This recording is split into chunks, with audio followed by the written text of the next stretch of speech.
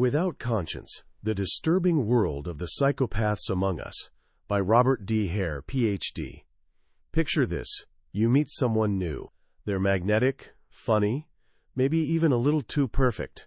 They lock eyes with you in a way that makes you feel truly seen, truly understood. Their stories are captivating, their dreams ambitious and inspiring. There's an instant click, a connection that feels rare and special. It feels wonderful, doesn't it? Like you've stumbled upon someone extraordinary. But here's the unsettling part. What if underneath all that polish, there's actually emptiness? No genuine warmth, no real empathy, no moral compass whatsoever. What if that charm is simply a tool, wielded as deliberately as a lockpick, designed to access your trust, your wallet, maybe even your heart, only to extract what they need before vanishing, leaving chaos and confusion in their wake? Sounds like a thriller novel, right? The kind of thing that couldn't happen in real life. Except it does, all the time. These people exist, they move among us, and we call them psychopaths. Understanding them isn't some morbid curiosity or academic rabbit hole. It's actually essential knowledge for navigating our complicated world. Today we're exploring a genuinely groundbreaking book, Without Conscience, The Disturbing World of the Psychopaths Among Us, by Dr. Robert D. Hare. This isn't just a book about psychopathy. For decades, it's been the definitive guide, written by the very researcher who created the gold standard tool used worldwide to identify this condition. It's sold millions of copies, been translated into countless languages, and fundamentally reshaped how psychology professionals, criminologists, and law enforcement understand this deeply unsettling personality disorder. Dr. Hare spent 25 years immersed in this shadowy territory, not observing from some ivory tower, but engaging face-to-face, trying to decode the puzzle of people who function without the internal moral guidance system most of us take for granted. He witnessed confusion not just among everyday people, but even seasoned professionals who dealt with these individuals constantly. He came to realize that our collective inability to recognize psychopathy has devastating consequences for society and crushingly personal impacts on individual lives. So why should you, someone navigating this complex world and figuring out where you fit, care about such a dark subject? Because understanding the extremes of human behavior actually illuminates the entire spectrum. It sharpens your perception, helps you spot manipulation when it's happening, and ultimately gives you tools to protect yourself, emotionally, physically, and financially. Over the next half hour, I'll guide you through Dr. Hare's fascinating and occasionally unnerving insights. We'll explore who these individuals really are, what makes them tick, or more accurately, what doesn't, and why they can be so dangerously compelling. By the end, you'll have a much clearer picture of this complex disorder, and perhaps you'll view the world and the people in it through slightly sharper, wiser eyes. Let's dive in together. Dr. Hare opens his exploration not with dry clinical definitions, but with lived experience. He shares a story from his early career, fresh from graduate school in the 1960s, when he landed a job as the only psychologist at a maximum security prison. He was young, inexperienced, and completely unprepared for what awaited him. On his very first day, an inmate showed up at his office door. Let's call him Ray. Ray was tall, energetic, and possessed an unnervingly intense, unwavering eye contact that made the young psychologist feel as though he'd never truly looked anyone in the eye before. Without any preamble, Ray launched right in. "Hey, Doc, I've got a problem. I need your help." Eager to begin his therapeutic work, the psychologist invited him to share what was troubling him. What happened next wasn't a confession of inner turmoil or psychological struggle. Ray casually pulled out a knife and waved it in front of the psychologist's nose, maintaining that piercing gaze and wearing an unsettling smile.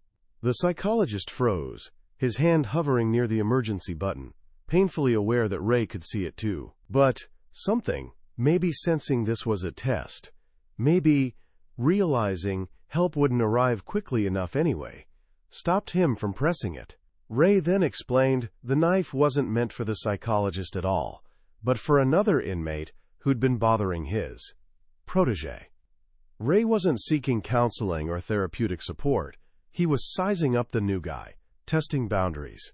Would this fresh psychologist report the weapon and follow prison protocol? Or would he keep quiet to build rapport?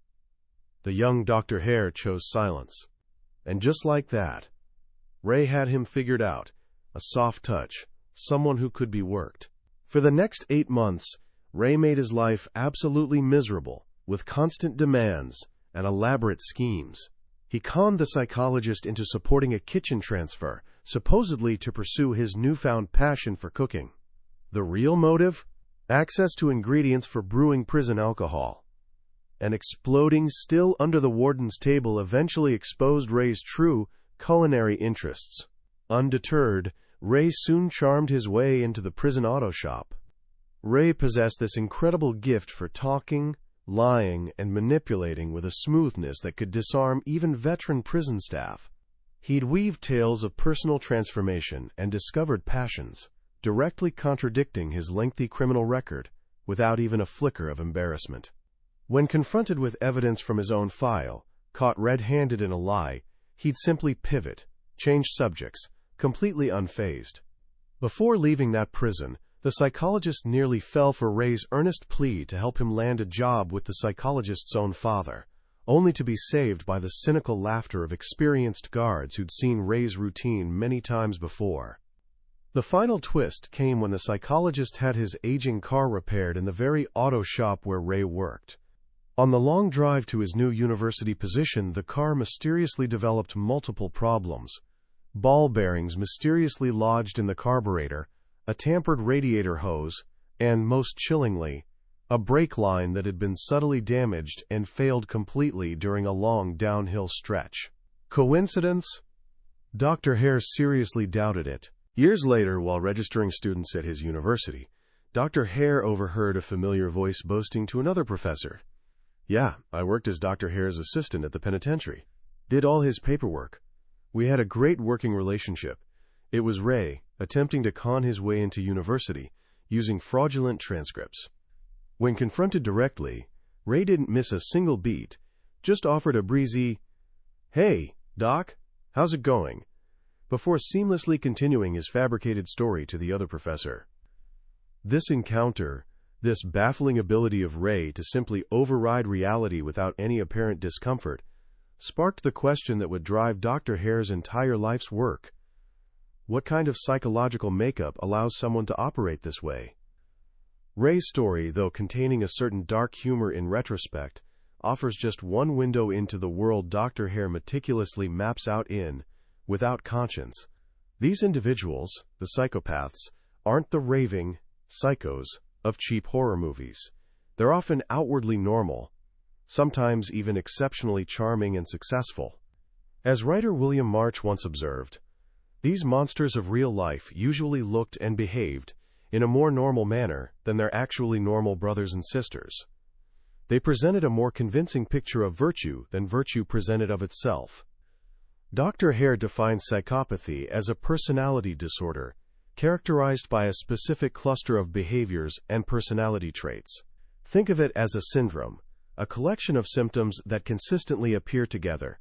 He stresses that diagnosing someone is serious business, requiring extensive evidence and careful evaluation. And importantly, not everyone described in the book, especially those drawn from media reports, is definitively a psychopath, but their actions illuminate key traits worth understanding. So what exactly are these traits? Dr. Hare developed a diagnostic tool called the Psychopathy Checklist, or PCLR, now used worldwide to bring clarity and scientific reliability to diagnosis. This instrument identifies two main clusters of characteristics: emotional and interpersonal traits, and social deviance or lifestyle traits. For a true diagnosis, you need significant evidence of both clusters working together. Let's explore the emotional and interpersonal dimension first. One of the most immediately striking features is being glib and superficially charming. Psychopaths can be incredibly witty, articulate, and entertaining conversationalists. They spin convincing, often self-aggrandizing stories with remarkable ease. Think of the smooth-talking con artist who effortlessly talks his way into loans, prestigious jobs, or romantic relationships. They typically present themselves exceptionally well, seeming likable and genuinely engaging. However, sharp observers might detect something slightly off, a certain slickness, a performative quality, as if they're talented actors delivering well-rehearsed lines. They might pepper their speech with impressive-sounding jargon from psychology, law, or business, trying to appear knowledgeable, but lacking genuine depth or understanding. A particularly telling sign is their complete lack of concern when caught in exaggerations or outright lies. Remember Ray casually boasting about being Dr. Hare's assistant, even when confronted? Completely unfazed. Truman Capote, in Cold Blood, brilliantly captured Dick Hickok's effortless ability to con a store clerk into giving him cash back on a worthless check through sheer breezy confidence. It's a performance, often an exceptionally convincing one. Jeffrey MacDonald, the physician convicted of murdering his family, could describe those horrific events in a detached, glib manner that absolutely stunned observers and investigators. This superficial charm pairs naturally with a deeply egocentric and grandiose sense of self-worth. Psychopaths possess a profoundly narcissistic view of their own importance and superiority. They genuinely see themselves as the center of the universe, exceptional beings, naturally justified in living by their own personal rules. "I follow my own laws," one flatly told Dr. Hare.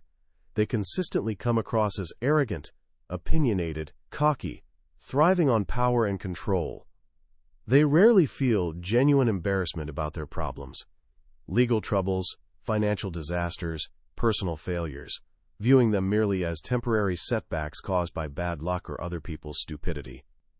They might enthusiastically describe grand plans, becoming a business tycoon, a crusading lawyer for the poor, with absolutely zero realistic understanding of how to achieve them. One inmate, Jack, who scored maximally on the psychopathy checklist, had bounced carelessly from petty theft to burglary to armed robbery, viewing his victims with pure contempt. They always get back more than they lost in insurance anyway. Despite being overweight and completely out of shape after years behind bars, he confidently planned to become a professional competitive swimmer immediately upon release. This grandiosity isn't just empty talk. Given the right victims and circumstances, it can fuel spectacular, albeit highly destructive, success, like the charismatic entrepreneur who thinks big, exclusively with other people's money. Perhaps the most defining emotional characteristic is a profound lack of remorse or guilt.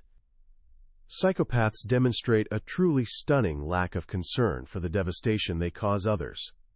They often state quite calmly and clearly that they feel no guilt whatsoever, aren't sorry, and honestly see no reason why they should be. One inmate, when asked about viciously stabbing a robbery victim, retorted dismissively, "Get real. He spends a few months in a hospital and I rot here. I actually gave him a break." Ted Bundy coldly dismissed guilt as merely an unhealthy social control mechanism designed to manipulate people. Even when they occasionally verbalize remorse, perhaps at a parole hearing, it consistently rings hollow, contradicted immediately by their other words or subsequent actions. Prison inmates quickly learn that saying, "I'm sorry," might help their case, but any probing reveals absolutely no genuine feeling behind those rehearsed words. Some even rationalize their horrific actions by blaming their victims or grossly minimizing the actual harm caused. Jack Abbott, the writer famously championed by Norman Mailer, who later murdered a young waiter, claimed the fatal stabbing was merely an accident and denied feeling any remorse, casually stating the victim had no real future anyway. This absence of guilt connects directly to a remarkable ability to rationalize any behavior and completely shrug off personal responsibility. They readily deploy convenient excuses like memory loss, dissociative amnesia, multiple personality disorder, or temporary insanity.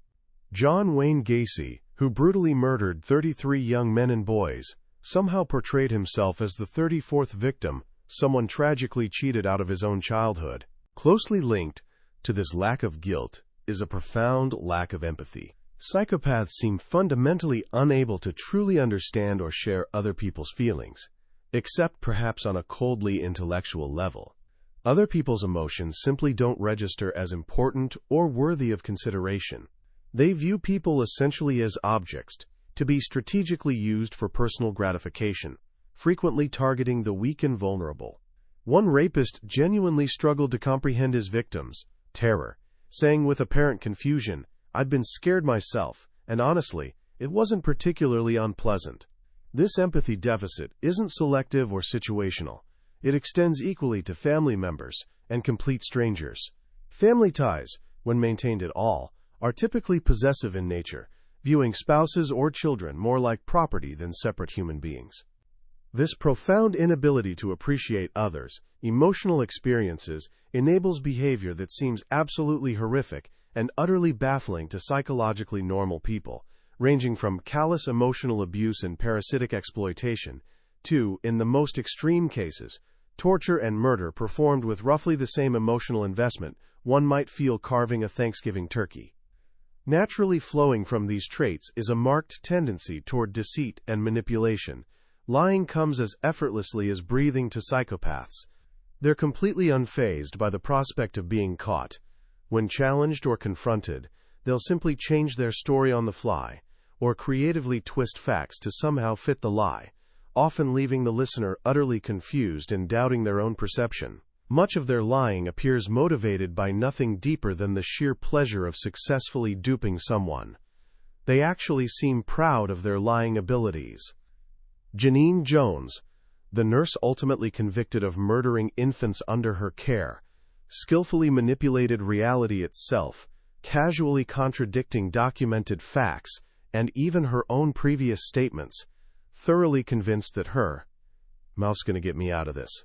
Sometimes the lies are so blatant and delivered so nonchalantly that you genuinely question whether the speaker might be detached from reality. One inmate, nicknamed Motormouth by researchers, could spin an entirely fabricated life story.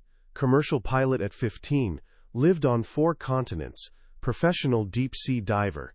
So convincingly that even experienced, skeptical interviewers were initially impressed and taken in.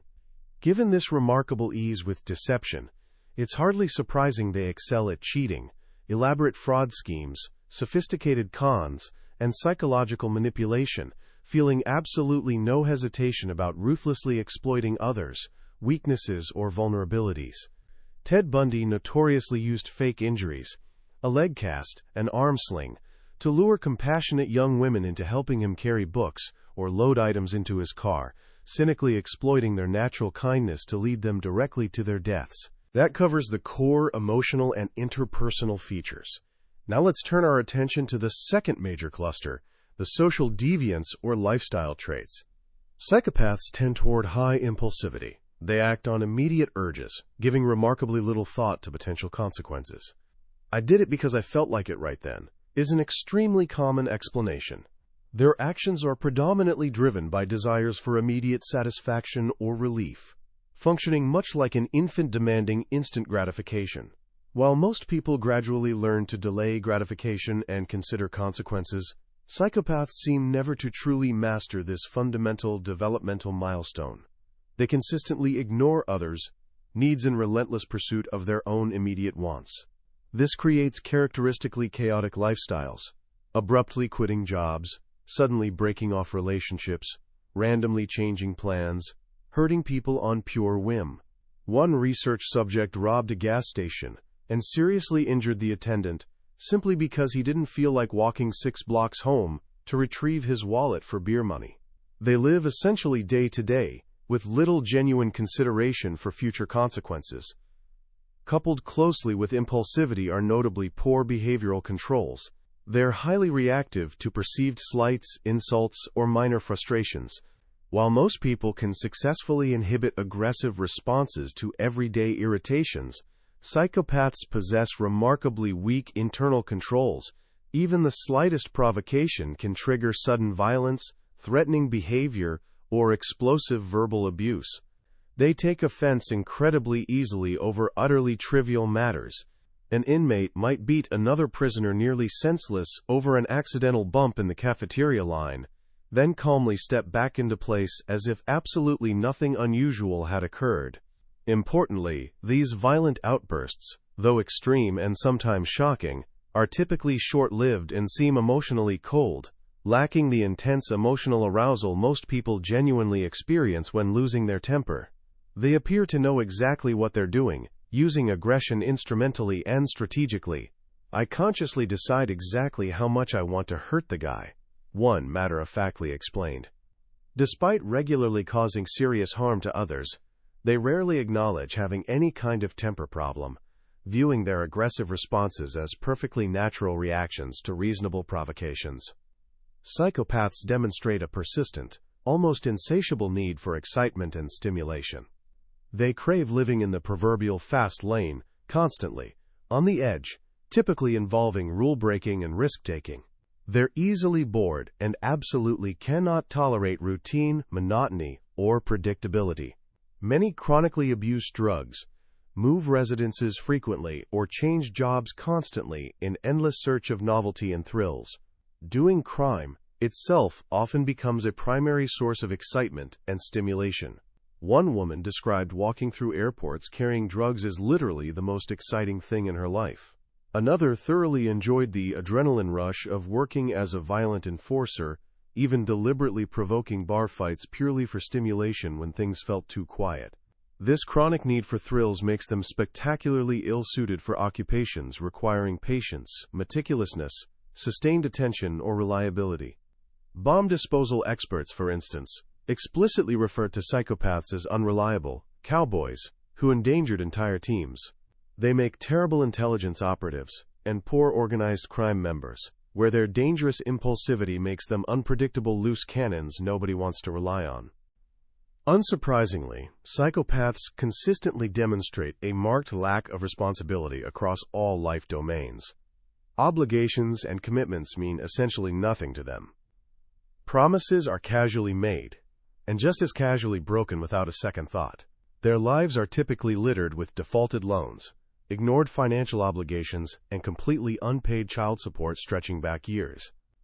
This profound unreliability permeates absolutely every area: chronically erratic job performance, systematic misuse of company resources, casual violation of organizational policies and procedures. They fundamentally don't honor commitments to people, organizations, institutions, or principles.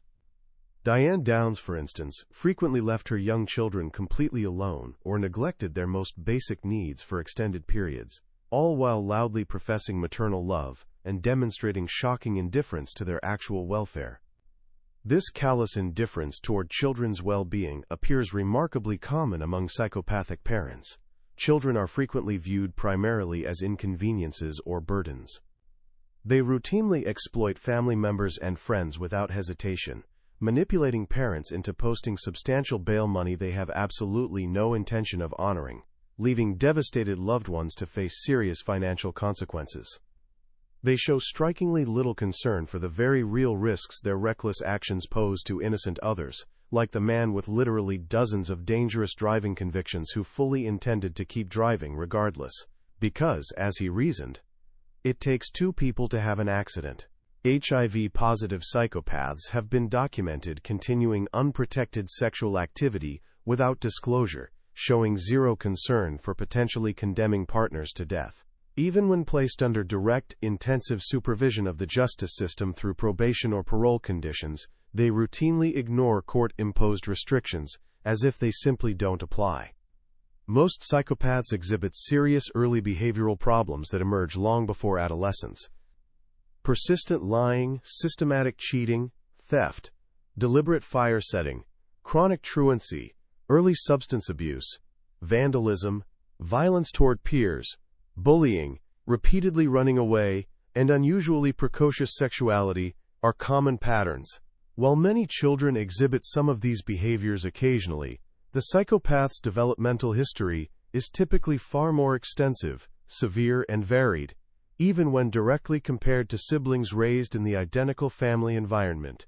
Deliberate cruelty to animals stands out as a particularly ominous early warning sign. Jeffrey Dahmer's childhood activities included impaling a dog's severed head on a stick for display and methodically staking neighborhood cats to trees. Adult psychopaths often recount such disturbing incidents completely matter-of-factly, sometimes even with nostalgic amusement. One chuckled warmly while describing repeatedly shooting a neighborhood dog with a pellet gun. Another casually described batting cats around a pole with a tennis racket like some twisted game. This cruelty frequently extends to other children as well, fueled by that same fundamental absence of empathy. While not every adult psychopath necessarily demonstrated extreme cruelty to animals, virtually all had childhoods and adolescence marked by an unusually wide range and high frequency of problematic, antisocial behaviors. These deeply entrenched early problems typically blossom predictably into adult antisocial behavior patterns. Psychopaths view society's rules and norms as inconvenient impediments to getting what they want. The impulsive, deceitful, unempathetic child essentially becomes the same person as an adult, demonstrating remarkable lifelong continuity of self-serving, persistently antisocial conduct. Much of this behavior inevitably leads to criminal convictions. Even within prison populations, already selected for antisocial behavior, psychopaths noticeably stand out for the sheer frequency and variety of their criminal offenses. They tend toward criminal versatility, opportunistically trying their hand at virtually everything rather than developing specialized criminal expertise. However, crucially, not all psychopaths end up incarcerated. Many successfully operate indefinitely on the shady fringes of legality, running phony stock promotions, engaging in questionable business practices, systematically abusing spouses or children. Still others engage in behavior that, while perhaps not technically illegal, is clearly unethical, immoral, or genuinely harmful to others. Serial infidelity, deliberate family neglect, systematic misuse of company funds for personal benefit. It's absolutely crucial to remember that possessing some of these individual traits doesn't automatically make someone a psychopath. Many otherwise healthy people might be somewhat impulsive, occasionally irresponsible, or lack empathy in certain specific situations or contexts. Psychopathy is fundamentally about the syndrome, the persistent clustering and combination of most of these traits across both dimensions, the emotional, interpersonal deficits, and the lifestyle/antisocial patterns together. It's this particular combination that creates the distinct, highly destructive pattern Dr. Hare so carefully describes. This naturally raises a fundamental question. If psychopaths genuinely lack empathy, remorse, and the deep emotional connections that form the very foundation of conscience for most people, what exactly, if anything, is guiding or regulating their behavior? Dr. Hare argues persuasively that the critical, missing piece is functional internal controls, what we'd normally call conscience. Most of us gradually learn, through childhood socialization, to internalize society's moral rules and behavioral expectations. This developmental process helps form our conscience, that persistent inner voice that makes us naturally resist temptation and feel genuinely guilty when we transgress important norms. This internal policeman effectively regulates our behavior, even when absolutely no external authority is watching or enforcement is possible. It's fundamentally what allows complex society to function reasonably smoothly. For psychopaths, however, this critical developmental process apparently fails almost completely. They might intellectually know the stated rules, can perhaps recite them on demand, but they utterly lack the inner emotional voice, the moral weight, that compels actual adherence or creates discomfort with violation. They experience little internal resistance to temptation and virtually no guilt afterward when they transgress. Without what Dr. Hare calls the shackles of a nagging conscience, they feel essentially free to do whatever they calculate they can get away with to satisfy immediate needs or desires. Why is their conscience so profoundly weak, assuming it exists at all in any meaningful sense?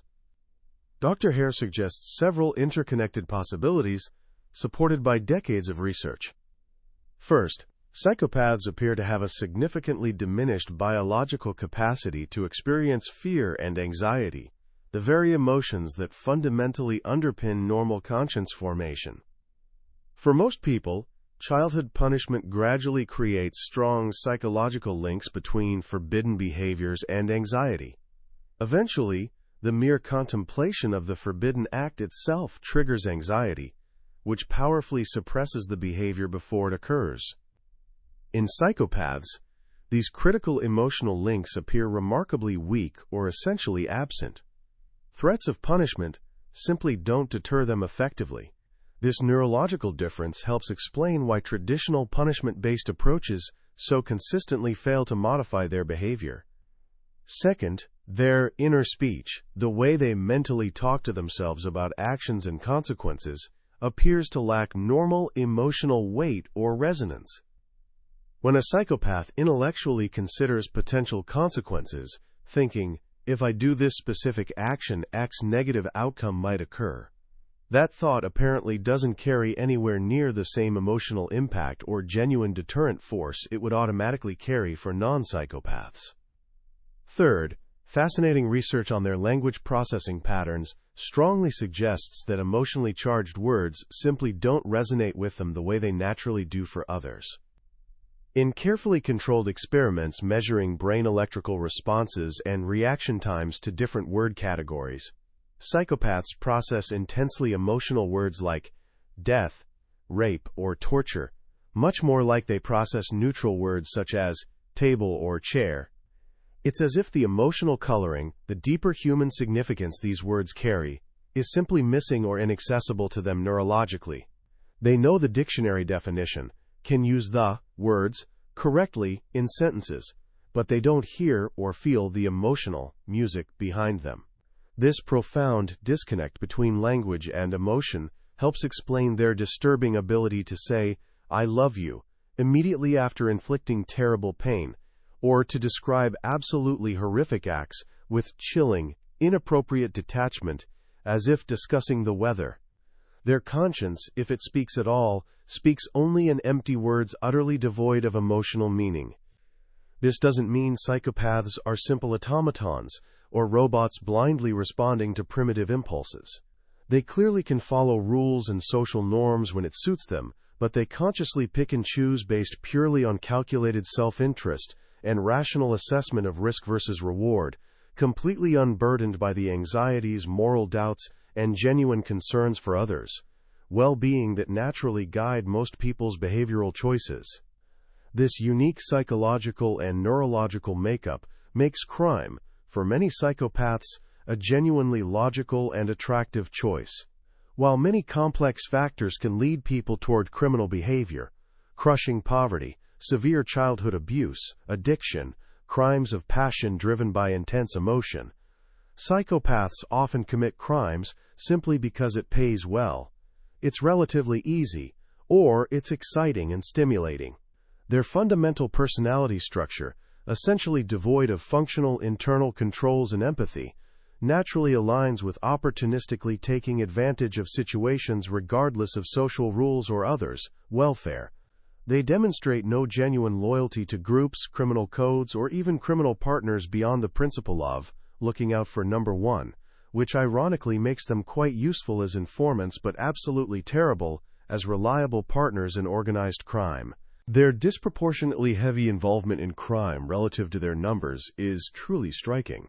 While constituting perhaps only 1% of the general population, though estimates vary by study and methodology, they make up approximately 15 to 25% of incarcerated populations and are conservatively estimated to be responsible for upwards of 50% of serious repeat criminal offenses. Their violence is particularly noteworthy and disturbing, frequently callous, purely instrumental, emotionally cold-blooded, deployed simply as an efficient tool to obtain what they want, whether that's money, sexual gratification, or merely silencing an inconvenient witness or perceived obstacle. Unlike violence genuinely born of intense emotion, fear, or desperation, their calculated aggression often distinctly lacks that normal emotional coloring or arousal. This psychological profile makes them particularly dangerous as repeat offenders. Studies consistently demonstrate that diagnosed psychopaths recidivate, commit new offenses after release from prison, at rates approximately 2 to 3 times higher than other convicted criminals, especially for violent offenses. This powerful predictive validity of psychopathy diagnosis has become crucial for criminal justice system decisions, particularly regarding parole eligibility, sentencing length, and risk assessment. A common hopeful question people ask is whether psychopaths might eventually grow out of it or mature into better behavior. Research findings indicate that their overt, especially violent, criminal activity does tend to peak during young adulthood and often decreases quite significantly around age 40. However, this apparent burnout phenomenon seems primarily related to reduction in high-energy, impulsive, physically demanding crimes requiring youthful vigor. The underlying core personality traits, the profound egocentricity, callousness, manipulation, lack of empathy, typically remain essentially stable throughout the lifespan. They may simply learn subtler, less overtly criminal or physically demanding methods to satisfy their exploitative needs, perhaps transitioning into what researchers call subcriminal psychopathy rather than completely reforming. This brings us naturally to the concept of the white-collar or subcriminal psychopath, a particularly important and under-recognized category. These are individuals who possess the core defining personality traits and emotional deficits, but, perhaps due to higher intelligence, advantageous family background, superior social skills, or sheer luck, manage to operate successfully within mainstream society, often achieving considerable positions of power, status, or wealth, without ever being formally convicted of crimes. They might be the ruthlessly exploitative business executive, the systematically unethical lawyer, the cynically manipulative politician, the predatory physician or therapist who exploits vulnerable patients. Their behavior might hover in gray areas, not technically meeting legal definitions of crime, but clearly violating ethical standards, professional norms, and basic human decency, while leaving behind a devastating trail of psychologically destroyed people, ruined careers, shattered families, and tremendous emotional devastation. John Grambling Jr., the man who systematically defrauded major banks of millions using pure charm, forged credentials, and fabricated documents, perfectly exemplifies this dangerous type. His prosecutor astutely noted, though his tools are genteel and his methods sophisticated, his core instincts are as fundamentally savage as any street brute. These individuals skillfully exploit the trust inherently built into social institutions and professional relationships, finding exceptionally rich feeding grounds in areas like high finance, corporate leadership, politics, and disturbingly, even helping professions like therapy or medicine, where people's vulnerability is highest and trust is essential. Their continued success heavily relies on maintaining a thoroughly convincing facade of normalcy and respectability, while strategically manipulating those above them and potentially ruthlessly abusing those below. So if psychopathy characteristically starts early in childhood, involves fundamental deficits in conscience and empathy, and consistently links to extremely high rates of crime and interpersonal harm, the absolutely crucial question becomes, can anything actually be done? Can treatment work? Dr. Hare addresses this critical question with sobering, hard-won realism, born from decades of research and clinical observation. Historically, virtually all traditional forms of psychotherapy, psychoanalysis, group therapy, client-centered therapy, insight-oriented approaches, have proven largely ineffective or even counterproductive. Biological interventions, including psychiatric medications or even historical psychosurgery approaches, haven't produced better outcomes. Why is meaningful treatment so exceptionally difficult, perhaps impossible? Several fundamental factors stand out clearly. First, the basic underlying premise of virtually all psychotherapy is that the patient experiences subjective distress, genuinely wants professional help, and desires personal change. Psychopaths characteristically don't feel distressed by their condition. They honestly see nothing particularly wrong with themselves and have absolutely no internal motivation or desire to change their personality. They frequently view therapy sessions as an elaborate joke, and therapists as merely new objects to be strategically manipulated for advantage. Second, Their fundamental personality structure appears extraordinarily resistant to modification through any known intervention.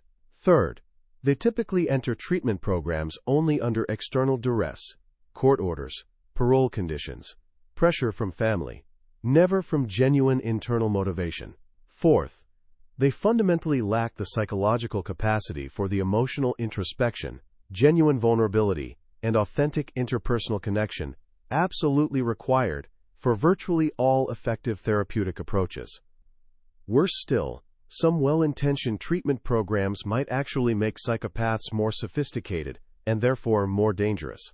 Group therapy settings, particularly those specifically focused on developing empathy or deeply understanding interpersonal motivations and emotions, can inadvertently function as advanced training, providing psychopaths with powerful new insights into human psychological vulnerabilities and significantly better, more refined techniques for manipulation and exploitation. They learn therapeutic jargon, socially acceptable excuses and rationalizations. I was severely abused as a child. I have unresolved trauma, cynically using therapy as essentially a finishing school for more sophisticated antisocial manipulation skills. Rigorous studies of intensive therapeutic community programs disturbingly found that psychopaths who actively participated in treatment were actually significantly more likely to violently reoffend after release compared to untreated psychopathic control groups who received no intervention. This genuinely bleak picture applies primarily to treating adults with fully developed psychopathy. What about early intervention with at-risk children showing emerging signs? While still exceptionally difficult, this approach holds slightly more realistic promise. Programs intensely focusing on systematically changing specific problematic behaviors like childhood aggression, while simultaneously teaching concrete pro-social strategies for need satisfaction, especially if implemented very early in development and involving tight structure, consistent consequences, and intensive parental involvement and supervision, might achieve some measurable positive behavioral effects. However, even apparently successful behavioral modifications may not fundamentally touch or alter the core underlying emotional deficits in empathy and attachment. Dr. Hare doesn't advocate completely giving up on all treatment research and efforts. He correctly notes that much historical research on psychopathy treatment was seriously methodologically flawed, often lacking clear diagnostic criteria, appropriate control groups, or adequate follow-up periods. Remarkably few programs have been specifically designed for psychopaths from the ground up, truly acknowledging and addressing their unique motivational structure and mindset. He thoughtfully outlines principles for potentially more effective programs, focusing less on the likely impossible goal of somehow developing genuine empathy or conscience, and more on rigorously convincing psychopaths, through intensive structure, swift consistent consequences, and calculated appeals to self-interest, that consistently pro-social behavior actually serves their own long-term self-interest better than continued antisocial behavior. Such realistically designed programs would require truly immense resources, exceptionally tight security and control, extensive long-term post-release supervision, and crucially, keeping expectations for fundamental personality change quite modest and realistic. This difficult reality leaves us, especially those who encounter psychopaths in personal relationships rather than professional settings, with a challenging situation. If fundamental personality change is genuinely unlikely, regardless of intervention, the necessary focus must shift decisively towards self-protection and pragmatic damage control. Dr. Hare offers crucial, potentially life-saving advice in what he frames as a practical survival guide. First and absolutely foremost, know precisely what you are dealing with. Thoroughly understand these traits, recognize the patterns, appreciate the very real potential for manipulation and harm. Education and awareness are genuinely your first essential line of defense, though even seasoned experts with decades of experience can still occasionally be fooled by skilled psychopaths. Second, try consciously not to be overly influenced by superficial props and presentation. Be appropriately wary of overwhelming charm, uncomfortably intense eye contact, flashy appearances, expensive possessions, or overly dramatic body language. These are frequently deliberate tools of distraction and strategic manipulation. If you feel strangely captivated, intimidated, or emotionally manipulated by someone's presentation style. Try temporarily closing your eyes and simply listening critically to the actual content and consistency of what they're saying, ignoring the performance. Trust your gut instinct. If someone's stare feels predatory, threatening, or distinctly unsettling rather than warmly engaging. Third, don't wear metaphorical blinkers or let hope override caution. Enter new relationships, especially those that seem remarkably too good to be true, from the very beginning, with appropriate caution and healthy skepticism. Do some reasonable background checking. Ask straightforward questions about their personal history, family relationships, employment record, past relationships. Vague answers, evasiveness, obvious inconsistencies, or hostility to reasonable questions should immediately raise significant red flags. Fourth, keep your guard up, particularly in high-risk situations and environments. Places where people are characteristically lonely, actively seeking excitement or romance, or temporarily away from their usual social support systems and normal judgment, like singles bars, vacation resorts, online dating platforms, foreign travel destinations, are prime hunting grounds for skilled predators actively seeking vulnerable targets. Fifth, know yourself deeply and honestly. Genuinely understand your own specific psychological vulnerabilities. Are you particularly susceptible to flattery? Currently lonely and craving connection? Perhaps too trusting by nature? Do you harbor a bit of larceny in your own soul, making you vulnerable to, too good to be true, schemes? Psychopaths are exceptionally skilled at rapidly spotting and ruthlessly exploiting precisely these individual weaknesses and unmet needs. Be extra critical and skeptical of anyone who seems to cater almost perfectly to your deepest psychological needs, insecurities, or secret desires right from the very beginning. If you're already entangled in a relationship with a suspected psychopath, practical damage control becomes absolutely essential for your well-being. Obtain professional advice and support specifically from clinicians or counselors with demonstrated experience dealing with psychopathy, not just general relationship counseling. Be persistent in seeking help, as unfortunately, many well-meaning professionals may also be initially fooled by the psychopath's convincing facade and charm. Don't waste energy blaming yourself for the situation. Their destructive behavior fundamentally reflects their personality disorder, not your personal failings or inadequacy. Recognize clearly who the real victim is in the situation. Don't waste precious sympathy or emotional energy on their strategic self-pity or victim narratives designed to manipulate you. Realize you are definitely not alone. Actively try to connect with others who may have been similarly victimized by this same individual. Comparing experiences can be both validating and protective. Be extremely careful about engaging in direct power struggles. Psychopaths have an overwhelming need to win and maintain control, often resorting readily to escalating intimidation, threats, or even violence when challenged. Sometimes, understanding this dynamic allows for strategic, carefully planned disengagement, though it can be genuinely risky and should involve professional guidance. Set absolutely firm ground rules and boundaries, then enforce them consistently without exception, whether that means permanently refusing further financial bailouts, insisting on clear relationship boundaries, or limiting contact. Don't realistically expect dramatic positive changes or genuine reform. Personality structure is deeply ingrained and remarkably stable, and any apparent improvements are typically temporary, superficial, or purely strategic manipulation. Ultimately, you may genuinely need to cut your losses completely and exit the relationship entirely to preserve your own emotional health, financial stability, and even physical safety. This decision is incredibly difficult and painful, especially for parents dealing with psychopathic children, but sometimes becomes absolutely necessary for personal survival and well-being. Finally, actively use support groups. Connecting regularly with others who truly understand from personal experience can be invaluable for maintaining perspective and emotional strength. Dr. Hare concludes his sobering, eye-opening exploration with a strong call for dramatically increased research funding and effort. Despite decades of solid study, the fundamental biological and developmental mysteries of psychopathy remain largely unsolved. Compared to disorders causing far less social harm, research funding and scientific effort devoted to understanding psychopathy have been disproportionately small and inadequate. Truly understanding the neurological and developmental roots and developing genuinely effective early intervention strategies is absolutely crucial if we realistically hope to significantly mitigate the devastating and widespread impact of individuals living truly without conscience. Reading without conscience is genuinely a powerful and honestly, sometimes deeply disturbing experience.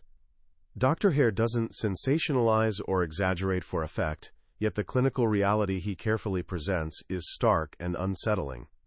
What tends to stay with you long after finishing the book isn't just the dramatic profiles of notorious criminals, but rather the chilling recognition that these specific traits, the surface charm, the strategic manipulation, the profound absence of empathy, can easily exist behind perfectly normal, even outwardly successful and admired, facades. Why does understanding this dark subject matter so much, especially for someone young, who's just starting to build meaningful relationships and navigate the genuine complexities of the adult world? Because awareness fundamentally equals protection. Understanding that not everyone operates with the same internal moral rules, that some individuals fundamentally lack the capacity for genuine empathy and remorse that you naturally possess, helps you become a significantly more discerning judge of character. It helps you learn to trust your intuition when something feels subtly off about someone, even when you can't immediately articulate exactly why you're uncomfortable. The book powerfully illustrates through case after case how psychopaths systematically exploit normal human qualities like trust, kindness, compassion, and vulnerability. They're natural masters at quickly identifying what people desperately need: affection, validation, excitement, financial security, someone who understands, and skillfully mirroring it back convincingly, creating a powerful, though ultimately deceptive and exploitative, emotional bond. Learning to recognize these manipulation patterns, to look carefully beyond the polished surface presentation, is genuinely an essential life skill for navigating relationships safely. Dr. Hare's work also directly challenges some deeply held societal beliefs and comfortable assumptions, particularly the hopeful idea that everyone is fundamentally capable of positive change if just given enough love, support, understanding, or professional therapy. The hard, uncomfortable truth about psychopathy, strongly supported by decades of research, is that the core personality structure appears extraordinarily resistant to meaningful change through any currently known intervention. This stark reality doesn't mean we should abandon basic human compassion entirely, but it absolutely does mean we need to be realistic and self-protective, especially when our own safety, emotional well-being, or financial security is genuinely at stake. Pouring endless emotional energy into trying to fix or save someone who fundamentally doesn't perceive a problem and lacks the basic capacity for genuine change can be utterly destructive to your own life and well-being. So, what can you practically take away from understanding this challenging material?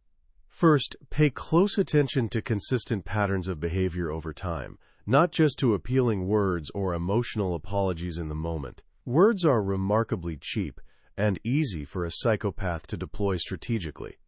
Look carefully at actual consistent behavior over extended periods. Do their actions genuinely match their words? Do they ever take real responsibility? Or do they constantly blame circumstances, bad luck, or other people while making endless excuses? Second, learn to trust your gut feelings and intuitive responses. If someone consistently makes you feel uneasy, confused, manipulated, or subtly intimidated, even while being superficially charming or complimentary, pay very serious attention to that persistent feeling. Don't automatically dismiss or override your natural intuition just because someone presents well socially or others seem impressed by them. Third, be particularly wary of pity plays strategically, combined with charm or flattery. Psychopaths frequently use elaborate sob stories or displays of feigned vulnerability, specifically to gain sympathy and strategically lower your natural defenses, only to ruthlessly exploit that misplaced trust later. Genuine human vulnerability has a distinctly different quality from calculated, manipulative vulnerability designed to exploit your compassion. Finally, genuinely understand your own psychological buttons and vulnerabilities. What do you personally crave most intensely? Approval and validation, excitement and adventure, financial security being needed. Knowing your own deepest needs and specific insecurities makes you significantly less susceptible to those who would cynically identify and exploit them for personal gain. Without conscience ultimately isn't about making you cynical, paranoid, or reflexively distrustful of everyone you meet. It's fundamentally about equipping you with knowledge and awareness that can be protective. It's similar to learning about dangerous ocean currents and riptides before swimming in unfamiliar waters. You can still thoroughly enjoy the ocean, but you're appropriately aware of real risks and know how to recognize and avoid them.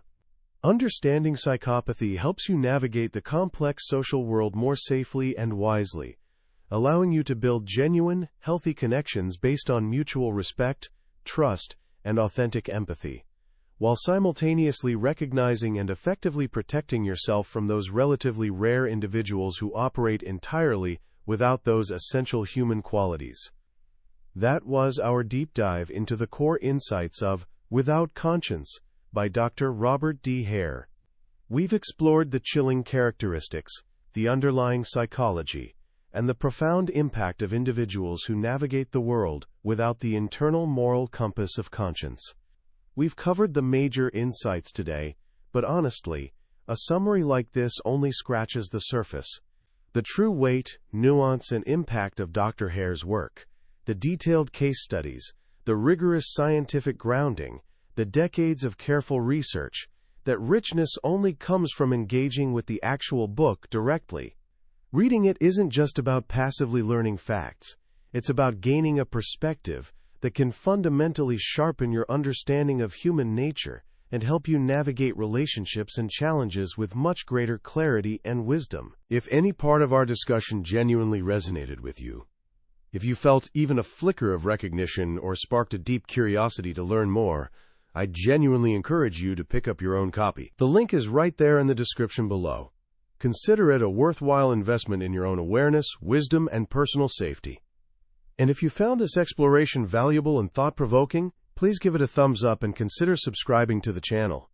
We journey through impactful, meaningful books like this regularly, always aiming to uncover wisdom and insights that can genuinely shape our lives for the better. We'd truly love to have you join our growing community as we continue learning and growing together. Until next time, stay curious, stay thoughtful, and stay wise.